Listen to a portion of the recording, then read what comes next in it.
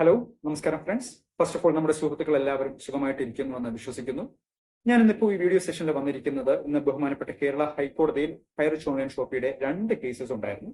രണ്ട് കേസസ് എന്ന് പറഞ്ഞാൽ ഒന്നെന്ന് പറഞ്ഞാൽ ശ്രീ പി എ വത്സൻ കൊടുത്തിരുന്ന FIR ക്വാഷ് ചെയ്യണമെന്നായിട്ട് ബന്ധപ്പെട്ടിട്ടുള്ള കേസും, രണ്ടാമത്തെ കേസ് എന്ന് പറഞ്ഞാൽ ശ്രീ മനു MJ എന്ന് പറഞ്ഞ വ്യക്തി എറണാകുളം സൗത്ത് പോലീസ് സ്റ്റേഷനിൽ കൊടുത്തിരിക്കുന്ന ഹൈറിച്ചിന്റെ HRC കോയിനുമായിട്ട് ബന്ധപ്പെട്ടിട്ടുള്ള കോയിൻ, അത് ലിസ്റ്റ് ചെയ്യപ്പെടാത്ത കോയിനാണ് എന്നുള്ള ഒരു അലിഗേഷൻ ആയിട്ട് ബന്ധപ്പെട്ടിട്ടുള്ള ഒരു FIR, അതും കോഷ് ചെയ്യണമായിട്ട് ബന്ധപ്പെട്ടിട്ടുള്ള കേസസ് ആയിരുന്നു എന്ന് ബഹുമാനപ്പെട്ട കേരള ഹൈക്കോടതിയിൽ ഉണ്ടായിരുന്നത്. രണ്ട് കേസുകളും പരിഗണിച്ചത് ജസ്റ്റിസ് VG അരുൺ സാറിന്റെ ബെഞ്ചായിരുന്നു. അപ്പൊ നമുക്ക് ഓരോ കേസ് അപ്ഡേറ്റിലേക്ക് വരാം. ഫസ്റ്റ് കേസ് അപ്ഡേറ്റ് എന്ന് പറഞ്ഞാൽ ശ്രീ PA വത്സൻ കൊടുത്തിരുന്ന FIR കോഷ് ചെയ്യണമായിട്ട് ബന്ധപ്പെട്ടിട്ടുള്ള കേസ് അപ്ഡേറ്റ് ആണ്. Sreenath Sreedharan versus state of Kerala. Sreenath ശ്രീധരനെ റെപ്രസെന്റ് ചെയ്തത് ന്യൂട്ടൺസ് ലോയിലെ മനോജ് B ജോസ് സാറും അതുപോലെ രാജേഷ് സാറുമായിരുന്നു. അതുപോലെ പബ്ലിക് പ്രോസിക്യൂട്ടറും പ്രസന്റ് ആയിരുന്നു. അപ്പോൾ ഞാൻ കഴിഞ്ഞ വീഡിയോ സെഷനിൽ അതിനെക്കുറിച്ച് ഡിസ്കസ് ചെയ്തിട്ടുണ്ടായിരുന്നു. അപ്പോൾ ബഹുമാനപ്പെട്ട കേരള ഹൈക്കോടതി VG അരുൺ സാറിന്റെ ബെഞ്ച് ഈ ശ്രീ PA വത്സന്റെ FIR-ുമായിട്ട് ബന്ധപ്പെട്ടിട്ട് ആ കേസുമായിട്ട് ബന്ധപ്പെട്ടിട്ട് അതിന്റെ ഒരു കൗണ്ടർ റെസ്പോൺസ് ബഹുമാനപ്പെട്ട കേരള ഹൈക്കോടതി ഹൈറിച്ച് ഓൺലൈൻ ഷോപ്പിയുടെ അഡ്വക്കേറ്റ്സ് നിർത്തിയ പോയിന്റ്സിന് എന്താണ് ഇൻവെസ്റ്റിഗേഷൻ ഓഫീസറിന് പറയാനുള്ള റിപ്ലൈ സ്റ്റേറ്റ്മെന്റ് സബ്മിറ്റ് ചെയ്യണമെന്ന് കഴിഞ്ഞ കോർട്ട് സെഷനിൽ അതിനെക്കുറിച്ച് ഒരു ഡയറക്ഷൻ ഉണ്ടായിരുന്നു.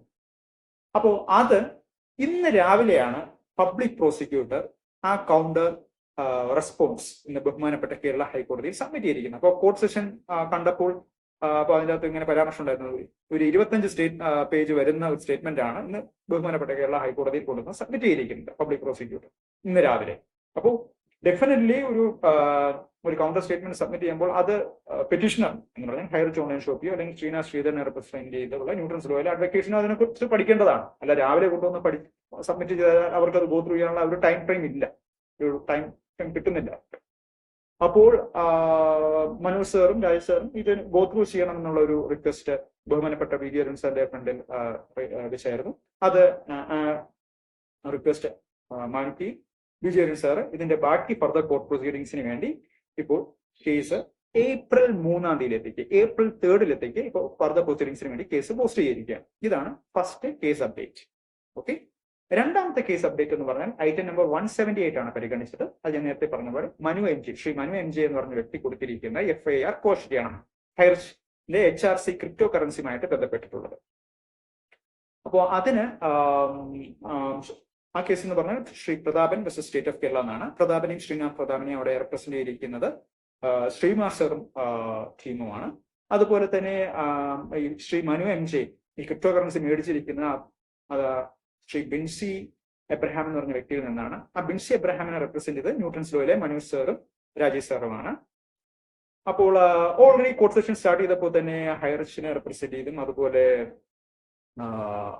ശ്രീമതി ബിൻസി എബ്രഹാമിനെ റെപ്രസെന്റ് ചെയ്തും അഡ്വക്കേറ്റ്സ് ഓൾറെഡി തന്നെ റേസ് ചെയ്തു. ഓൾറെഡി ഇത് ഹൈറിച്ചിന്റെ ക്രിപ്റ്റോ കറൻസി എന്ന് പറയുന്നത് ലിസ്റ്റ് ചെയ്ത കോയിനാണ്. അത് ഓൾറെഡി ആ ഡോക്യുമെന്റ്സ് സബ്മിറ്റ് ചെയ്തിട്ടുണ്ട്.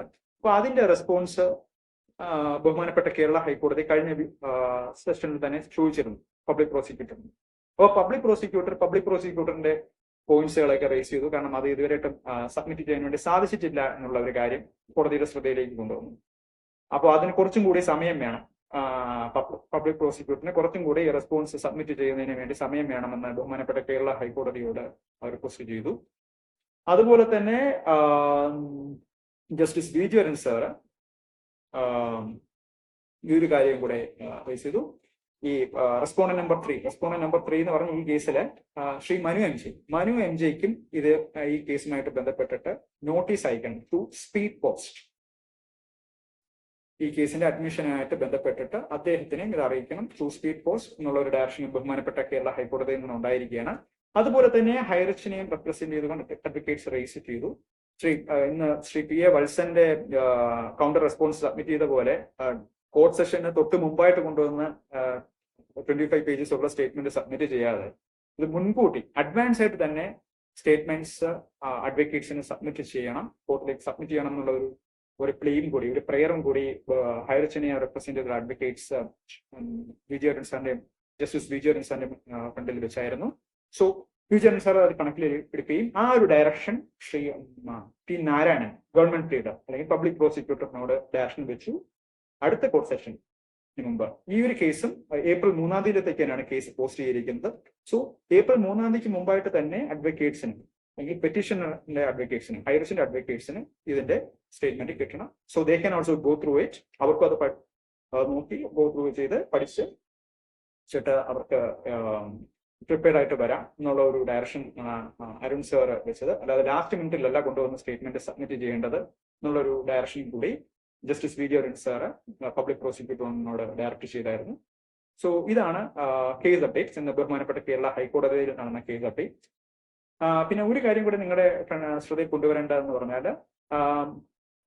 ബഹുമാനപ്പെട്ട തൃശൂർ സെഷൻസ് കോർട്ടിൽ നിന്നുള്ള കേസ് ഓർഡറുമായിട്ട് ബഡ്സ് ആക്ടുമായിട്ടുള്ള കേസ് ഓർഡറുമായിട്ട് ഹൈസ്റ്റോണിയൻ ഷോപ്പി ഇപ്പോൾ അപ്പീൽ പ്രോസസ്സുമായിട്ട് ബഹുമാനപ്പെട്ട കേരള ഹൈക്കോടതിയെ സമീപിച്ചു കഴിഞ്ഞു. ഓൾറെഡി ആ അപ്പീൽ പ്രോസസ് രജിസ്റ്റർ ആയി കഴിഞ്ഞു. ഇന്നലെയാണ് 10-ാം തീയതി 10 മാർച്ചിനാണ് അത് രജിസ്റ്റർ ആയത്.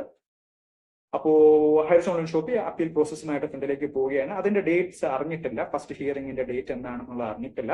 എന്തായാലും അത് അറിഞ്ഞ ഉടനെ തന്നെ ആ ഒരു കേസ് അപ്ഡേറ്റ് നിങ്ങളുമായിട്ട് നമ്മുടെ മെമ്പേഴ്സുമായിട്ട് ഷെയർ ചെയ്യുന്നതാണ്. സോ ഇതുവരെയുള്ള എല്ലാ കേസ് അപ്ഡേറ്റ്സുകളും ക്ലിയർ ആണെന്ന് വിശ്വസിക്കുന്നു. So thank you very much. Take care. Bye bye.